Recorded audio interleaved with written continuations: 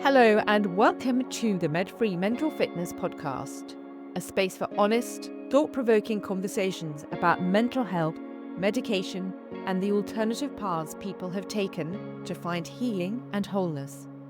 I'm Katinka Blackford Newman, life coach, journalist, and author of a book about my own experience with a life-altering impact of mental health medication. Today, we're diving into a little-known but crucial topic: the link between antidepressants and violence.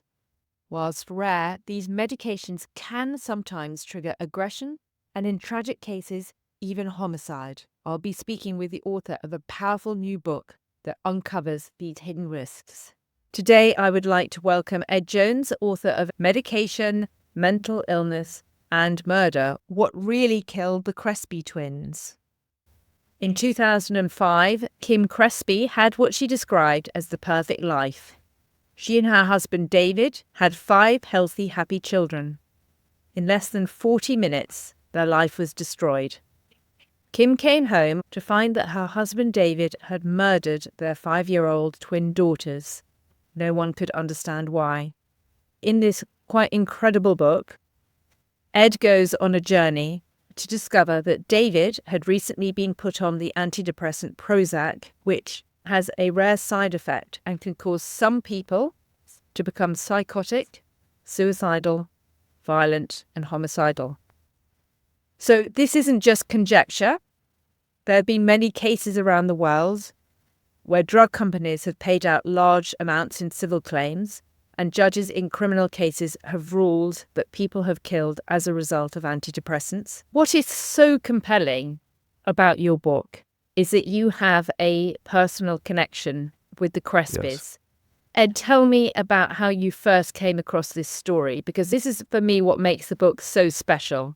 In 2005, my wife and I were just getting to know Kim and David. We got word through the grapevine that David was suffering from depression.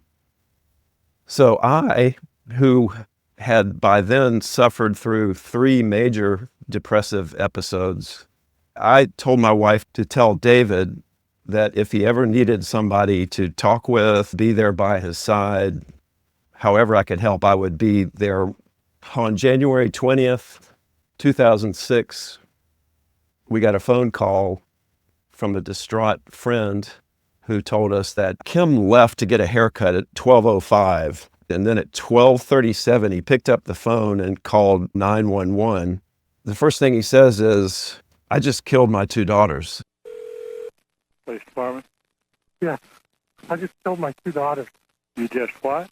I just killed my 2 daughters. And then this female 911 operator cuts in and said, "Sir, are you on any medications?" What kind of meds are you on, sir? I'm on antidepressants. Okay. Keep talking to me because you sound like you're a little bit tired and stuff, and we're wondering if you maybe took too much medication. This is real. Okay. I know it's real, sir. Everybody's on the way, okay? That's extraordinary, isn't it? Yes. Tell me what it was like for you. Tell me what happened and the inexplicability of it. He was at home on leave for his depression from the bank. The little girls came over to him and asked him to play a game of hide and seek. And as they were finding their places, he went over to the kitchen counter where the butcher block was and got out 2 large knives. He went and found them hiding in the pantry, both of them in the same place, dragged them both out and tried to kill both of them at the same time.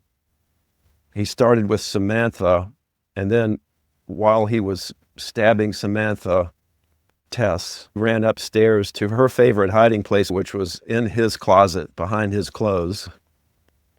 He kept stabbing poor Samantha until she was dead, and then went upstairs and hunted down Tess and dragged her on the bathroom floor and stabbed her to death there. Horrific. What did you think had happened? What went through your mind when you heard that this had happened? Because you didn't know anything That's about right. drugs or the side effects of these drugs. I really thought he was maybe a secret monster. I was in advertising at the time, and like a fellow copywriter had this take on it. I guess he found out that the American dream is actually a nightmare. I really thought oh my God, there was evil lurking within him. So you thought he was just a secret Yeah. monster? Maybe within him lurked something all along that just came out. And did you speak to Kim at that time? My wife did.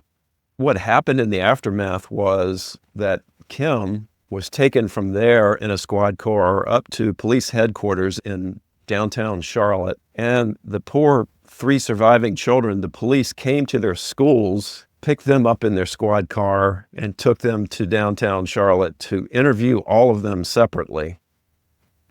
And that later became a real stressor for the children because when they went back to school, that's about all they could remember. So Kim eventually had to homeschool a couple of them because they were triggered by going back to the school that they were withdrawn from, you know. And how old were they at the time? The oldest was 17, 13, and 7. Yeah. Yeah. It's unimaginable, isn't it? And so as well, you went to the funeral. Yes, I was actually asked to be a lector at the funeral mass. It was completely packed, but Kim gave the most amazing eulogy for those children. She wrote in her journal about that. I walk into a room filled with friends that David and I have known our whole lives. They have come to grieve with us. Everyone there is shocked. They know that David could not have done this if he was not ill. They all suspect that something went terribly wrong. They love all of us. They are devastated. I feel their love and support for our family, and especially for David. I need their support. Sacramento knows how unbelievable this is. The demons of mental illness need to be brought to light. We have to fight to make this world a more light-filled place. Sorry, getting emotional here. And we know that God hears our prayers, our sighs, our weeping. We all know that God has called us to this moment. We are here. We are not divided. We will stand as advocates for light. She is a truly remarkable woman. Yes. Because at that time, you, well as everybody else, thought that it was a mental illness, and you saw the police interview with That's David. right. Tell me about that and what your reaction was. That's right. Yes, Kim gave me a DVD of that. It was a 9-hour interview without an attorney present. He was clearly out of his mind. He was left alone in the room by the detectives. He started saying Mecklenburg County, Mecklenburg County. And he says it like 49 times in a row. This very bizarre behavior that for a trained eye is, this man is still in the midst of a psychosis. And you thought that at the time, so even to an untrained eye. Yeah, he says some crazy things, like they asked him, why did you have to kill both of them?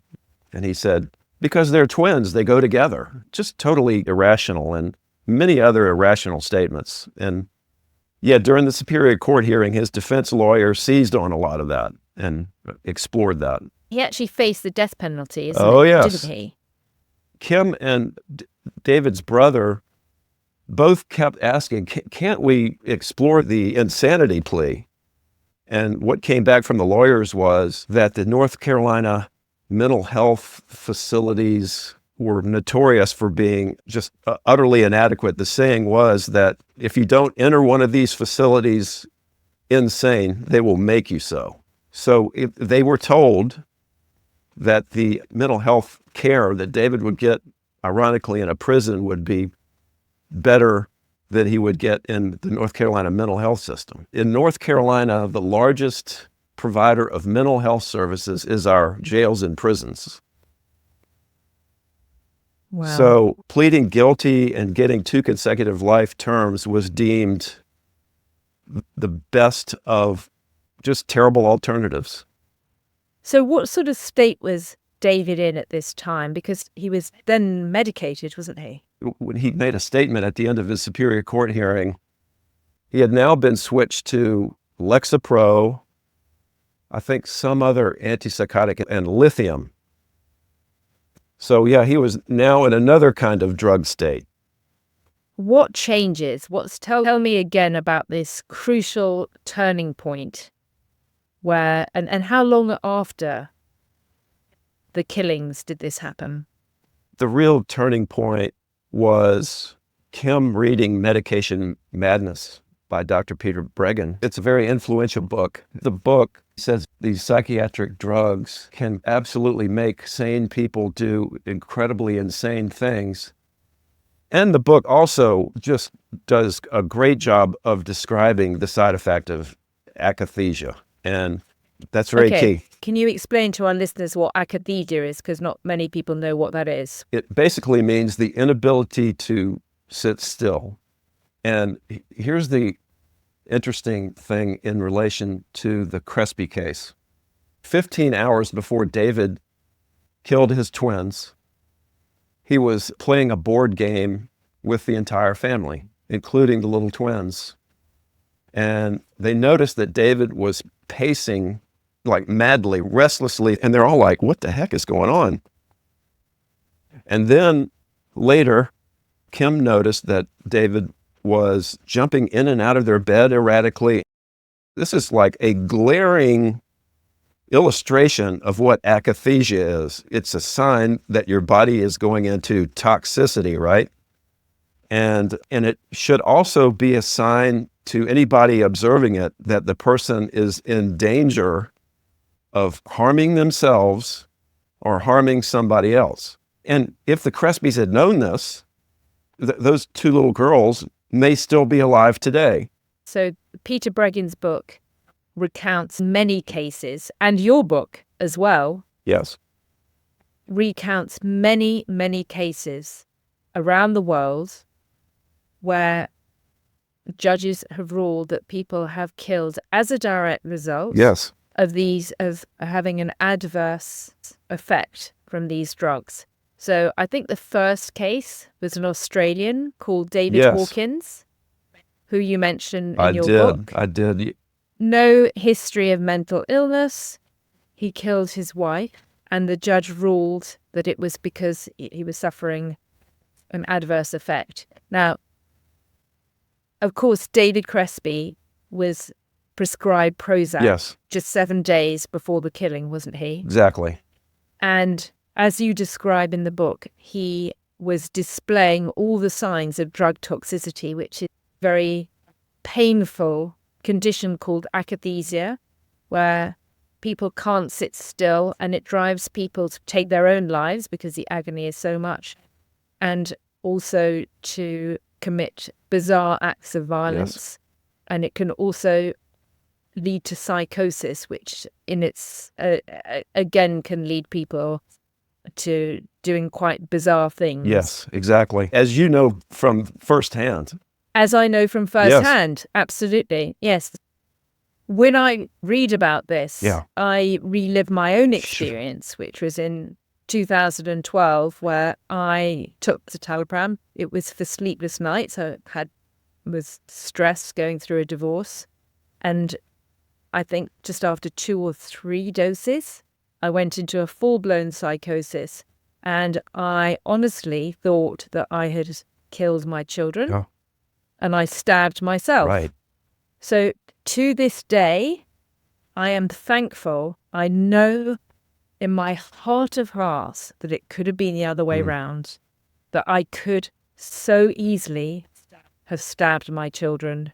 Absolutely. Your book beautifully chronicles all the many cases where people have killed on these pills. So for some reason that nobody can really understand, the way that these drugs seem to work is that when people go into a psychosis, they always seem to carry out or think about acts of violence, stabbing people, killing other people, killing others. It's bizarre, isn't it? It totally is. And I don't know if you've heard about this case, but there's a case pending here in America that will be tried in January, and it could be a very pivotal case. And if I could share some details about that case, and it involves former labor and delivery nurse at Massachusetts General Hospital named Lindsay Clancy. Yep, I know about Lindsay. And so in her case, after the birth of her third child, she was suffering from a terrible case of postpartum depression. And so she goes for help. So what happens? She ended up being on 12 different prescription drugs, including Ambien, Valium, Remeron, Trazodone, Prozac. I think Effexor was found in her blood. Something like 7 different drugs were found in her blood system. For weeks, Lindsay and Patrick had been trying to get help for the, quote, suicidal and homicidal thoughts that Lindsay believed the drugs were causing. Lindsay had pleaded with the doctors. These drugs are turning me into a zombie, Lindsay said. So what happened there? Oh my God, it's like Kim going out to get a haircut. Patrick Clancy, the husband, goes out to get some takeout food. He comes back and finds his wife, Lindsay, in a heap in the front lawn. He goes over to her. She had stabbed herself in the neck and slashed her wrists and thrown herself out of the second-story window of their home. And he's calling 911 frantically. And then he asks her, where are the children? And she says, in the basement. He goes inside the house and finds these 3 beautiful children with a plastic bag over their heads and an exercise strap around their necks. And all 3 of them ended up dying. And she's now a paraplegic. And of course, in our system of justice, the woman prosecutor, a woman, she's going to be threatening the death penalty. She's going after her like it was all premeditated. She's a monster. Here we go again. And I'm hoping that this case will turn out differently than the David Crespi case. There are endless of these stories that you chronicle in your book, and you point to the fact that in 1991, the FDA has had 500 suicides just reported just from Prozac. These cases have been well documented, and actually, surprisingly, it's in the package inserts, isn't it? It's all listed there. It says that these drugs can cause you to become suicidal or violent, doesn't it?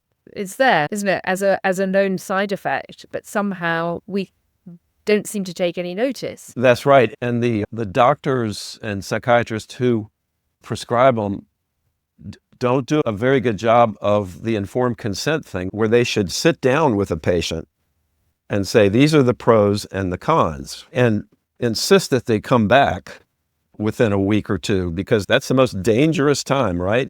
It's when they first start. It's when later, if the dosage is changed, and then if they withdraw, ironically, and that has to be supervised very carefully. Coming back to your book and the Crespi story, how come Kim becomes so convinced that in David's case, it was the Prozac? She's read this book by Peter Breggin. What is it that makes her so convinced? She was finally able to put together that David walking around so nervously, obsessively the night before the killings, she was able to put together what that was in retrospect. And in the book, Medication Madness, Peter Breggin talks about how many cases involve Paxil and Prozac. That was maybe the biggest deal, was reading that book and just learning that information. But also, I guess there was no other explanation, was there? Exactly. Before she knew all this, toward the end of the Superior Court hearing, she was asked by the defense lawyer, do you still love David? Do you still forgive him? And she said, you don't stop loving somebody because they're sick. She knew pretty quickly it was not the real him that did this awful deed. So why did he go on Prozac then? He had 6 major depressive episodes. I think every single one of them involved stress at work. He would go to these doctors and they would start not just prescribing something for insomnia, but something for anxiety and maybe depression. And I think that's what led to his, again, this pattern of insomnia, performance anxiety.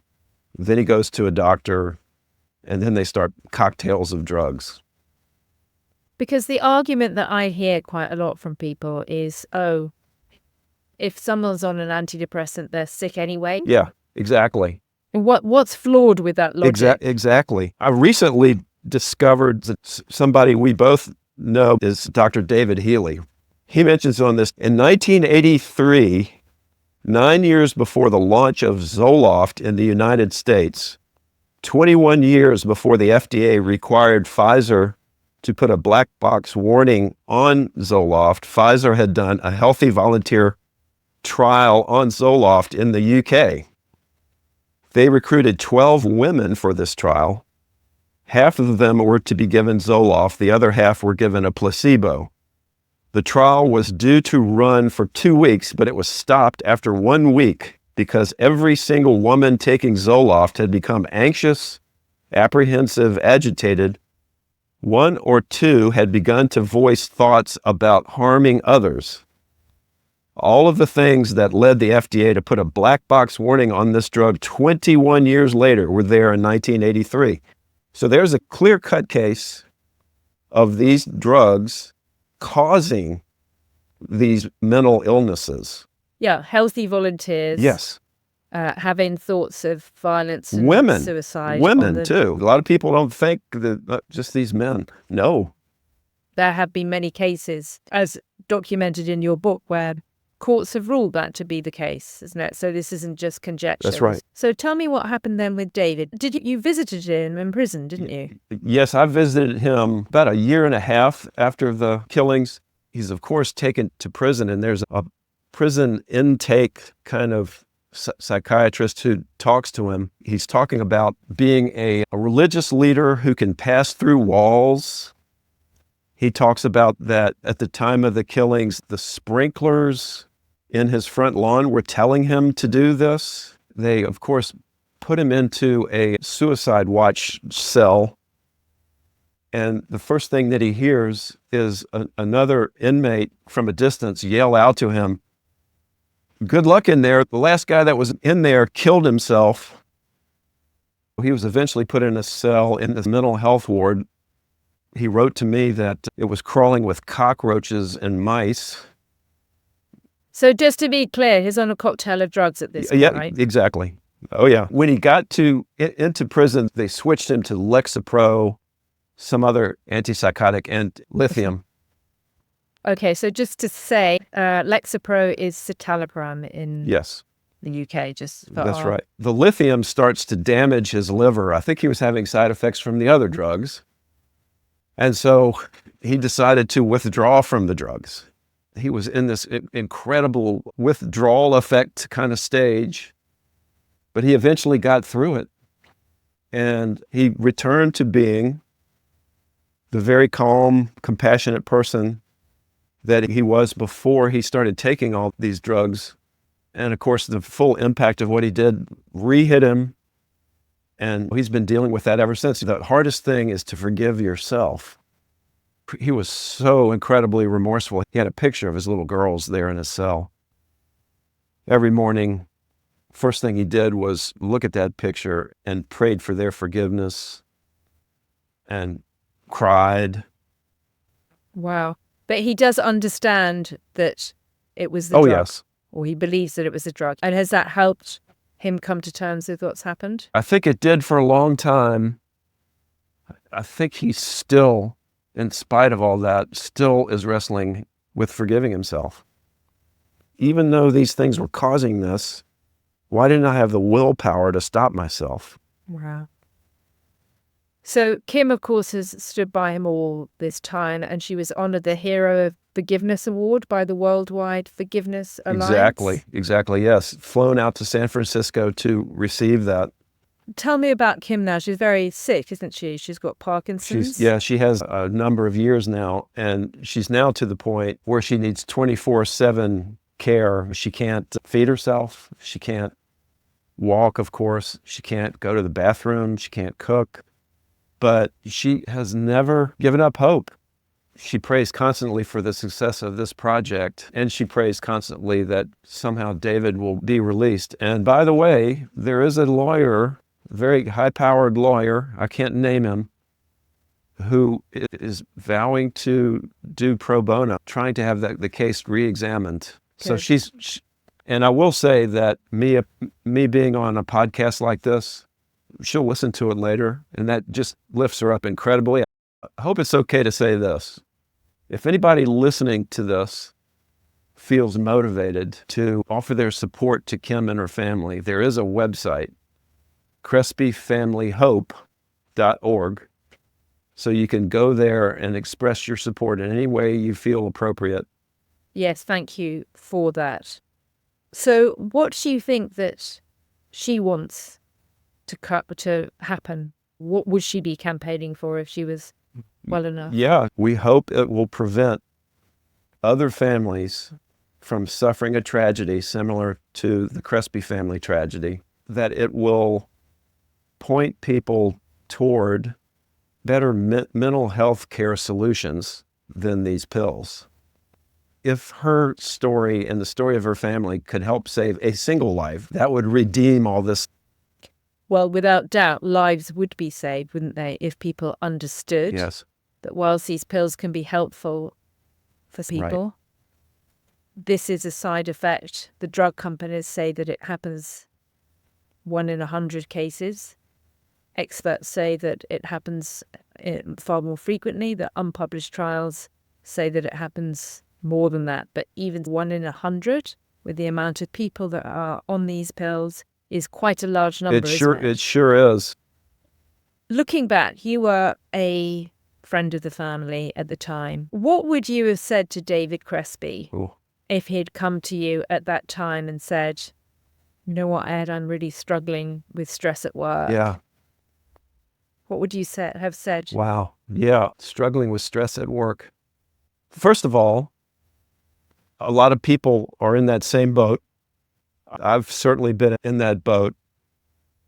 But he was not very good about exercising. I probably would have said, let's get out in the sunshine. Let's go for a walk some. Let's try to relax that way. And also lean on your religion, because that is a great source of hope.